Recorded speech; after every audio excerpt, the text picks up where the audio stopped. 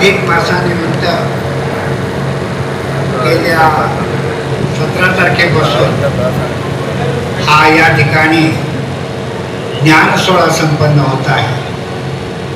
या समारोपीय सत्राचे अध्यक्ष परमपूज्य परमादरणीय श्रद्धेय माहूर पीठाधीश बाबाजी, त्याचप्रमाणे ज्यांनी या ठिकाणी 7 दिवस निरूपणाची सेवा केली, श्री चक्रधर निरूपित श्रीकृष्ण चरित्र या विषयावर ज्यांचे या ठिकाणी निरूपण झालं असे परमादरणीय परमश्रद्धेय मकर दोपडा निवासी बाबाजी, त्याचप्रमाणे ज्यांनी पदयात्रेच्या संकल्पनेला सहकार्य करून हा पदयात्रेचा रथ जो आहे गेल्या 38 वर्षांपासून सातत्याने चालू ठेवलेला आहे, ते सर्व पदयात्रेचे संयोजक मंडळी, त्याचप्रमाणे या कार्यक्रमासाठी उपस्थित असलेले सर्व संत महंत भिक्षुक वास्तिक तपस्विनी आणि ज्यांनी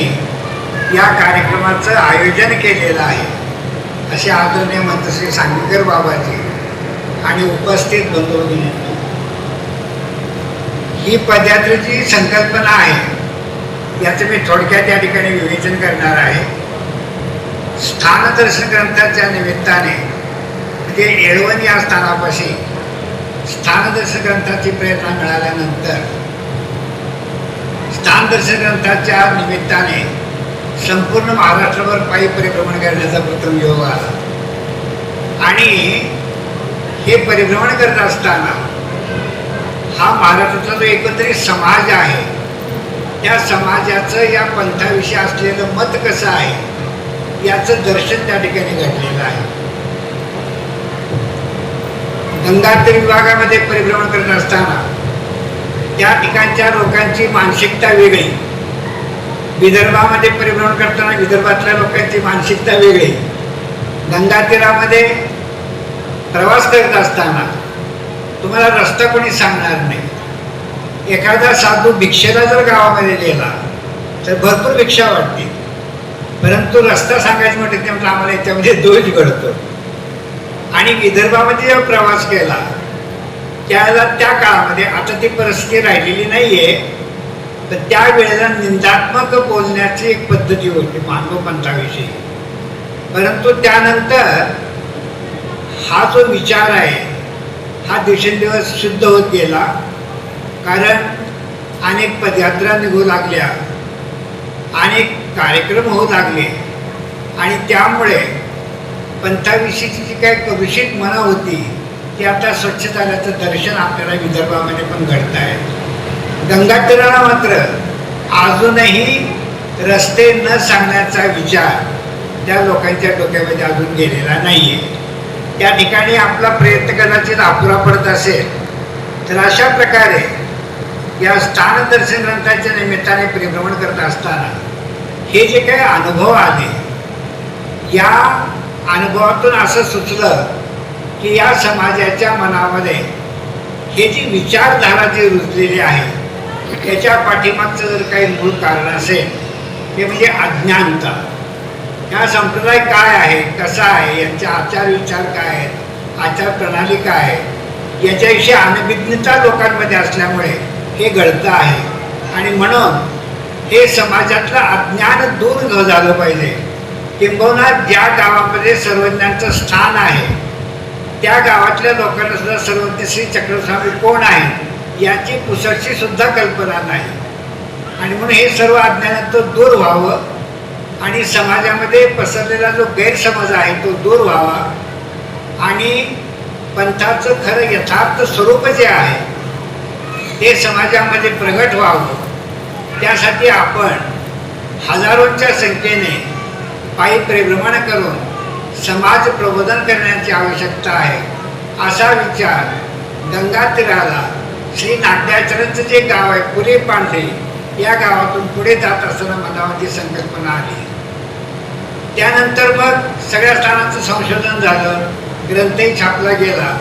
मग आता ही जी संकल्पना सुरलेली होती त्याला मूर्त स्वरूप देणं महत्त्वाचं होतं, कारण कल्पना किती जरी असल्या तरी त्या संकल्पनेला कर्तृत्वाची जोड जर असेल तर त्या संकल्पना काय होतात, मूर्त स्वरूपामध्ये येत असतात. आणि म्हणून हा विचार जो आहे, मी आमच्या सगळ्या गुरुबंधूंपुढे हा निवेदन केला आणि त्या सर्वांनीही त्या संकल्पनेला मूर्त स्वरूप देण्याचं मान्य केलं. आणि तेव्हापासून खऱ्या अर्थाने या पदयात्रेच्या कार्याला प्रारंभ झालेला आहे. आणि बघता बघता 38 वर्ष निघून कशी गेली पहा. आणि 38 वर्षांपासून ही जी संघटना आहे ती संघटना ऐतिहासिक मजबूत आहे. याचं एकच कारण असेल की त्या संवत्सरच्या आश्रमामध्ये ही मंडळी सर्व अभ्यास करत होती, शास्त्राध्ययन करत होते. त्या बाबांनी जे जडणघडण केली त्या जडणघडणीमुळे हे सातत्य जे आहे हे सातत्य टिकण्याला महत्त्वाची एक स्फूर्ती मिळालेली आहे. आता हा जो पदयात्रेचा उपक्रम आहे या पदयात्रेच्या संयोजकांचा या ठिकाणी गुणगौरव करण्यात आलेला आहे. गेल्या 38 वर्षांपासून ही सातत्याने चालत राहिलेली पदयात्रेची गंगा अजूनही चालतेच आहे. या पाठीमागे अनेकांचे हात लाभलेले आहेत. ही पदयात्रा दरवर्षी महाराष्ट्राच्याच नव्हे तर भारताच्या विविध प्रांतातही जाऊन आलेली आहे. आणि या पदयात्रेच्या यशस्वीतेसाठी ज्यांचे हात लाभलेले आहेत, कारण आमचं काम किती आहे, आमचं काम बिननिरीक्षण, आमचं काम फक्त 30% आहे. भौगोलिक परिस्थितीची पाहणी करणे, पदयात्रेचं आयोजन करणे आणि पदयात्रेनं घेऊन चालणे. परंतु तिथे गेल्यानंतर पदयात्रेच्या निवासाची सोय, भोजनाची सोय, राहण्याची सोय, ह्या सर्व ज्या बाबी आहेत ह्या पंथी आणि पंथेतरांनी पार पाडलेल्या आहेत. आणि म्हणून पदयात्रेची जी यशस्वीता आहे त्या यशस्वीतेसाठी अनेकांचे हात लाभलेले आहेत. ज्यांचे हात लाभले त्या सर्वांचाच हा सत्कार आहे असं मला वाटतं. आणि म्हणून ही पदयात्रा गेल्या 38 वर्षापासून सातत्याने चालत आहे. या पदयात्रेने महाराष्ट्राचे सीमा ओलांडलेले आहेत. गुजरात, पंजाब, हरियाणा, उत्तर प्रदेश, उत्तराखंड, मध्य प्रदेश आणि तेलंगणा याही प्रांतामध्ये या पदयात्रेचं आयोजन झालेलं होतं. आता परप्रांतातल्या पदयात्रा आयोजित करत असताना काही थोडीशी टीकाही झाली आमच्यावरती की पंजाबमध्ये कशी काय चालली पदयात्रा, तेलंगणामध्ये कशी काय चालली. त्या टीका जरी झालेल्या असल्या तरी ही सर्व संयोजक मंडळी जी आहेत त्या ठिकाणकडे दुर्लक्ष करून आपण जे ध्येय धोरण जीवनगुराशी बाळगलेलं आहे त्या ध्येय धोरणाला समोर ठेवून आपली वाटचाल करत राहिलेली आहे.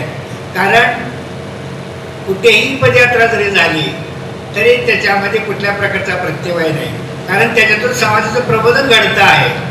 कोरोनाच्या आधी 1 वर्ष आमची ही पदयात्रा पाश्चिमात्य देशांना नेण्याचा विचार झालेला होता.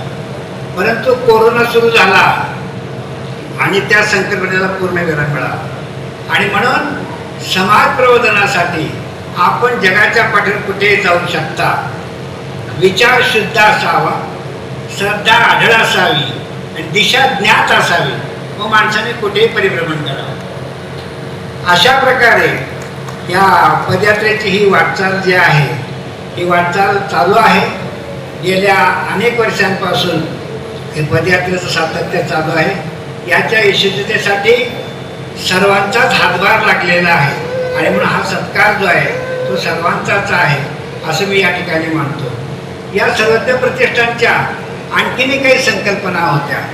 पदयात्रेच्या संकल्पनाला पंथातून उत्स्फूर्त प्रतिसाद मिळाला, परंतु काही संकल्पनाला तेवढा प्रतिसाद मिळाला नाही. तशी सर्वज्ञ विद्यापीठाची संकल्पना आहे. या संकल्पनेला संमिश्र प्रतिसाद मिळालेला आहे. पंथीयापेक्षा पंथीयेतरांकडून, पंथीयेतर अभ्यासकांकडून उत्तम प्रकारचा प्रतिसाद सर्वज्ञ विद्यापीठ संकल्पनेला मिळालेला आहे. अजूनही PhDचे अभ्यासक, संशोधन करणारे अभ्यासक त्या ठिकाणी येतात, मार्गदर्शन घेतात, ग्रंथालयातून त्यांना पुस्तकं दिली जातात. काही अभ्यासकांनी तर असं मत व्यक्त केलं की सर्वज्ञ विद्यापीठातून आम्हाला जी ग्रंथ सामुग्री मिळाली, जे संदर्भ ग्रंथ मिळाले, त्याच्यामुळे आमची PhD होऊ शकली असे बऱ्याच अभ्यासकांनी आपलं मत व्यक्त केलेलं आहे. त्यानंतर पंथाला एका विचारामध्ये एका धागेमध्ये बांधलं जावं यासाठी अनेकही संकल्पना सर्वज्ञ प्रतिष्ठानने मांडलेल्या आहेत, परंतु त्या संकल्पनाला पाहिजे तसा प्रतिसाद मिळाला नाही. काही ठिकाणी विरोधही पत्करावा लागला. अशा संकल्पना आम्ही लगेच समाजाचं चित्र पाहून लगेच तिथे आम्ही माघार घेतलेली आहे. ज्याप्रमाणे सर्वांचा गणवेश एक असावा एक संकल्पना होती, परंतु त्या संकल्पनेकडे पंथीयांकडून ज्या दृष्टीतून त्याकडे पाहायला पाहिजे तो पाहिलं नाही. आमची जी भूमिका होती ती भूमिका त्यांनी समजावून घेतली नाही आणि त्याच्यामुळे त्याला विरोध झाला. मग आम्ही काय केलं, जिथे विरोध होत आहे तिथे माघार घेणं आपल्या हिताचं आहे, ती संकल्पना पाठीमागे घेतली. अशा प्रकारे अनेक अजूनही काही संकल्पना आहेत. पुढे प्रशिक्षण शिबिर आम्ही घेत होतो. त्या प्रशिक्षण शिबिराच्या माध्यमातून समाज घडवावा ही पण संकल्पना आम्ही काही वर्ष राबवली. पुढेही त्याला जाऊन फारसा प्रतिसाद न मिळाल्यामुळे ती संकल्पना तिथेच थांबली. तर अशा प्रकारे या सर्वज्ञ प्रतिष्ठानच्या माध्यमातून समाजोपयोगी पंथोपयोगी जी कामं आहेत ती करण्याचा प्रयत्न केला. ही संस्था निष्काम भावनेने कार्य करते आहे. आम्ही सगळे जर जेवायला बसलो तर कुणालाही जरी अगोदर गंध लावला तरी कोणी आडसारखं होत नाही. नांदेडकर बाबांना आधी गंध लावला, रायरकर बाबा लावला, मला लावला, कुणालाही लावला. तर आपल्या पंथीय राखण्यामध्ये जसे अस्वस्थता निर्माण होते गंधाक्षता लावताना मागे पुढे झालं तर, तशी अस्वस्थता या मंडळीच्या मनामध्ये कधी आलेली नाही. ही खरी बोधवंताची स्वस्थता यांच्या ठिकाणी पाहायला मिळाली. आणि म्हणून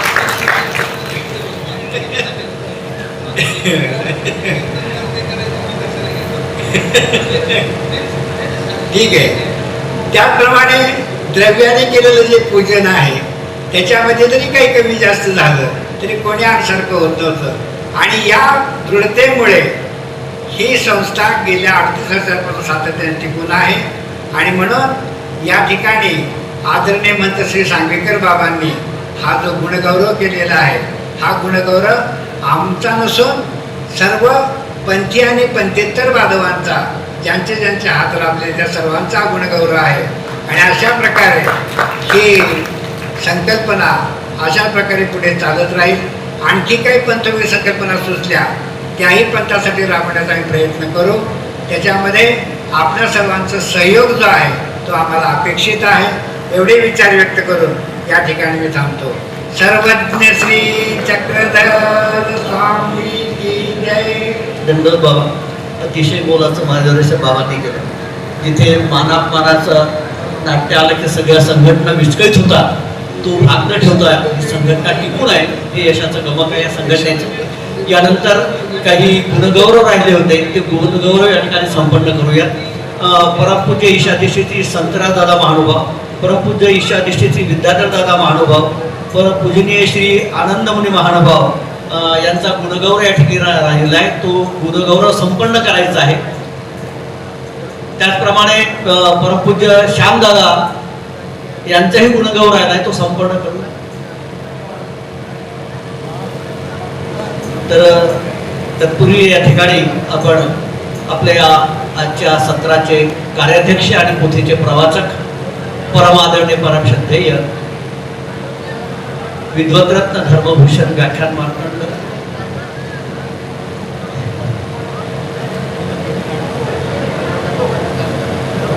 पोथीचे प्रवाचक पोथीवाले श्री मोठे बाबाजी उपाध्याय आचार्य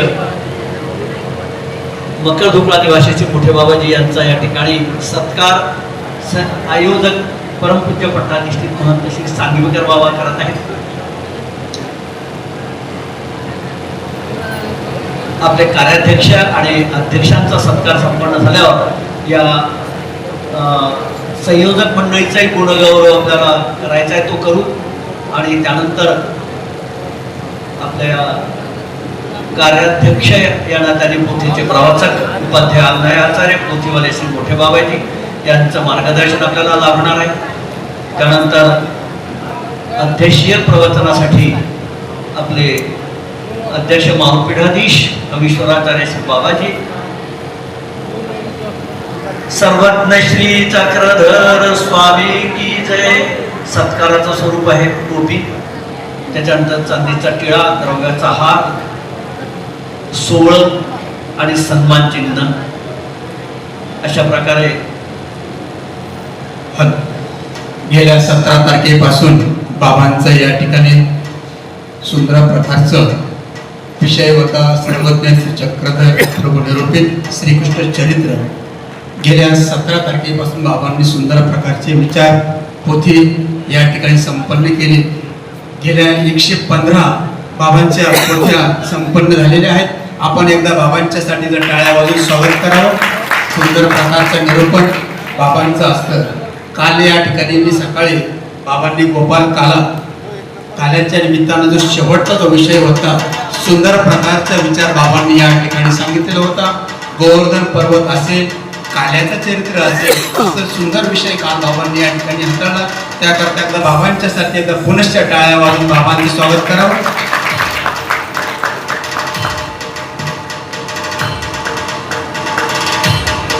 115 आत्मशांती ज्ञान आतापर्यंत संपन्न झाले. तसं गोविराज बाबा चितोंडी गायन सांगितलेलं आहे. आणि 116वा आत्मशांती ज्ञान यज्ञ हा 26 सप्टेंबर ते 6 ऑक्टोबर या दरम्यान श्री क्षेत्र भंडारा इथे नियोजित आहे. 116 पर्यंत 108वा महाज्ञान यज्ञ पिपळा नागपूर या ठिकाणी नोव्हेंबर 2023 ते डिसेंबर 2023 या दरम्यान संपन्न झाला. आणि 2001 पासून ह्या आत्मशांती ज्ञानयज्ञ ही एक चळवळ होऊन गेलेली आहे. अखिल भारतीय महानुभाव विद्यार्थी परिषदेचे संस्थापक अध्यक्ष, आत्मशांती ज्ञानयज्ञाचे प्रणेते गुरुवारी श्री बाबाजी यांच्या या अथक परिश्रमातून आणि सदैव शांत निरूपणाच्या चळवळीतून आत्मशांती ज्ञानयज्ञ ही एक चळवळ होऊन बसलेली आहे. आणि त्या चळवळीचा या ठिकाणी खऱ्या अर्थाने सत्कार होतो आहे. परमादरणीय परमश्रद्धेय प्रातस्मरणीय परमपूज्य पट्टाधीश्वरमंत आपले कार्यक्रमाचे अध्यक्ष माहुल फिदाळ गुरुवर्य कवीश्वराचार्य परमादरणीय परमश्रद्धेय प्रातस्मरणीय परमपूज्य पट्टाधीश्वर महंत माहुल निवासीची मोठे बाबाजी त्यांच्या या ठिकाणी वृद्ध सत्कार संपन्न झालेला आहे. यानंतर परमादरणीय परमश्रद्धेय प्रातस्मरणीय परमपूज्य पट्टाधीश्वर महंत या कार्यक्रमाचे आयोजक श्री सांगवीकर बाबा हे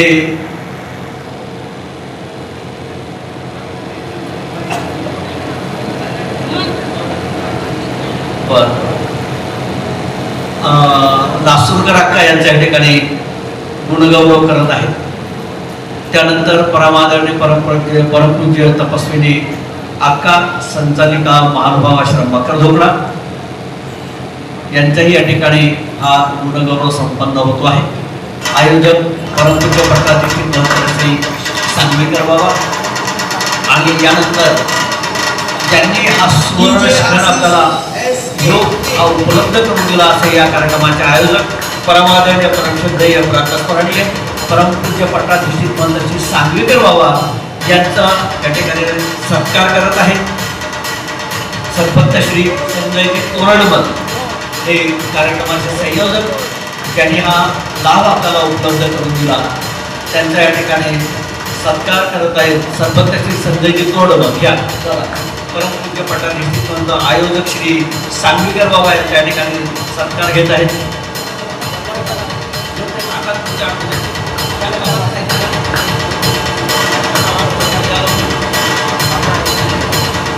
त्यांच्या अथक परिश्रमातून ह्या अधिक मासामध्ये आपल्याला शास्त्राचा व श्रवणाचा लाभ झाला.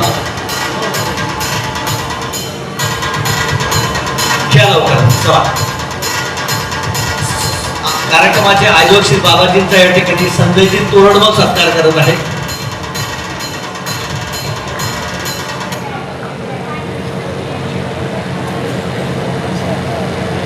त्यांची कृतज्ञता व्यक्त केलीच पाहिजे. आणि म्हणून या ठिकाणी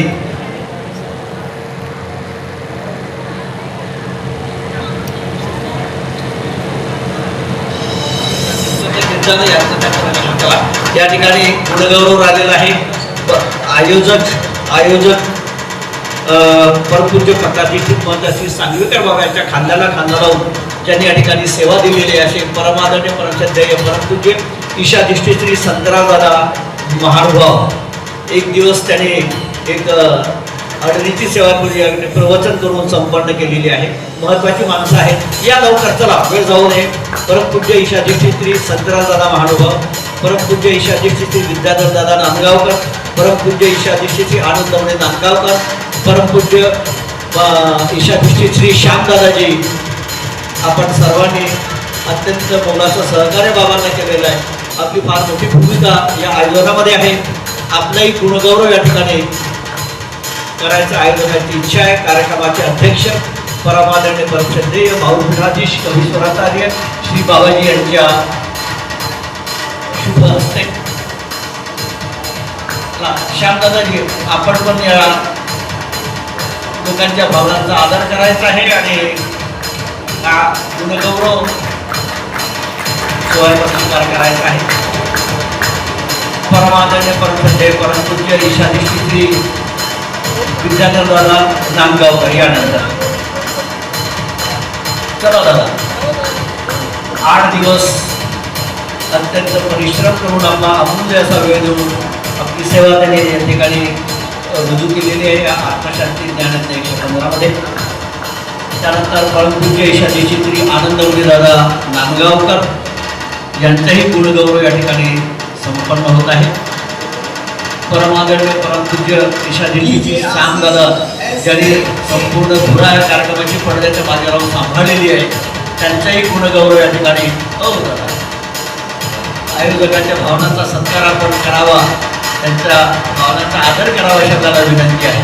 आणि म्हणून आयोजकांच्या वतीनं परमपूज्य ईशाधिष्ठी श्री श्यामदादा यांना विनंती करतो त्यांनी या भावनांचा आदर करावा. कार्यक्रमाचे अध्यक्ष आणि कार्याध्यक्ष आपल्याला त्या ठिकाणी बोलवत आहे. एक शुभचिंतनाचं महत्त्व आताच आपल्याला बाबांनी सांगितलेलं आहे आणि ते शुभचिंतन आपल्याला त्याची प्रसन्नता प्राप्त करून घ्यायची आहे.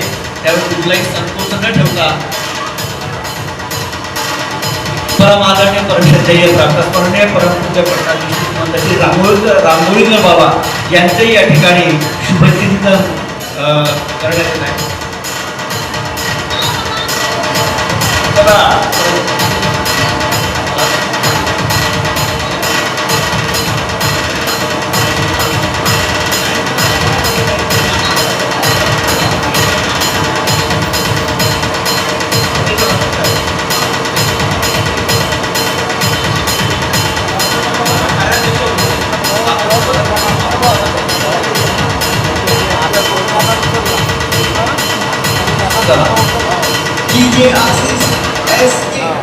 या ठिकाणी आता ज्याची आपण आतुरतेने वाट पाहत आहात असं